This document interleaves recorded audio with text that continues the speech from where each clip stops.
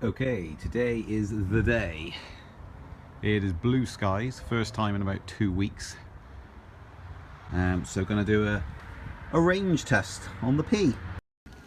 Okay, sit rep. It's 1 degree in town, and probably in the forest here it's dipping below 0. So not that keen on doing this distance test.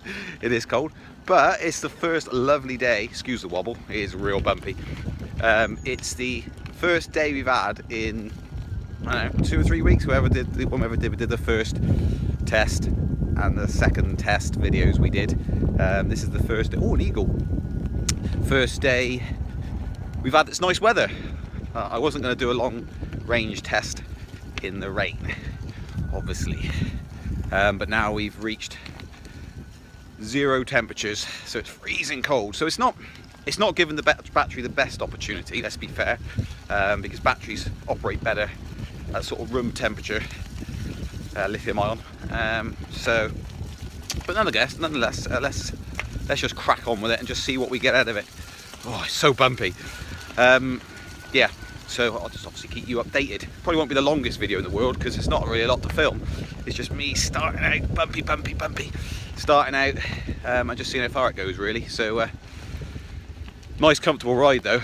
I mean, you're getting speeds that are higher than before, but mainly because I'm off-road as well, so I'm not going fast as such, but the power output is allowing me to go a speed that I can still fall off and run at, which I couldn't have done before because it'd be beeping at me, kind of thing. So I mean, we're talking quite challenging terrain, to be fair, but it's a route that I've done before on the Ninebots. Done all Ninebots, so we'll see how it goes, and I'll post up the results as and when I go. Oh, and one other point, I reckon its range will be similar to the E+, if not slightly worse, but we'll see.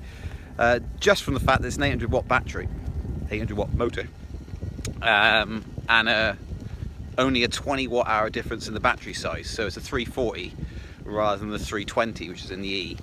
I think it's gonna use up that for the extra power it's outputting, and obviously the extra speed that you're most likely to be travelling on average more than the E+ over long distances. So yeah, I was also going to try and set a high average speed, which I've done on the E+ before, but that was in summer. They've been doing logging in the forest as well, so the roads, if you can call them roads, are like very, very muddy bogs. So I'm trying to fly along as fast as I can, but then you come to a place where a lorry's turned, and it's ripped up the whole track, and there's puddles and thick mud. So it's quite a difficult ride, to be honest, but anyway, it's beautiful weather. Okay, I am now stopping. I've done 7.1 miles. Screenshot up now where I got to. I'll have to carry on. I've got to the place I'm trying to get to, so I'll carry it on later on. 7.1 miles so far. It says I've got another 10 miles remaining, so we'll see.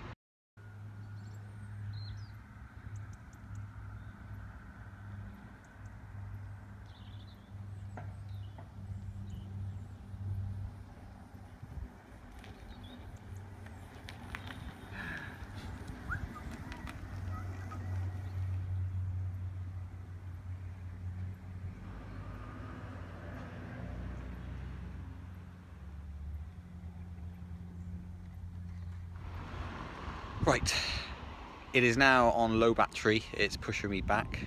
I think I've done about 11 miles, but it's imminent to be stopping the ride, and I'll let you know the mileage when I do get back to my car.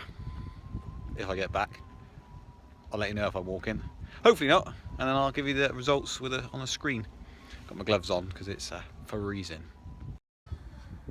Okay, there we are. That is the end of an eventful day. That's the result, and I'm going to put the screenshot up now of exactly how far I went, and all the stats are on the screen now.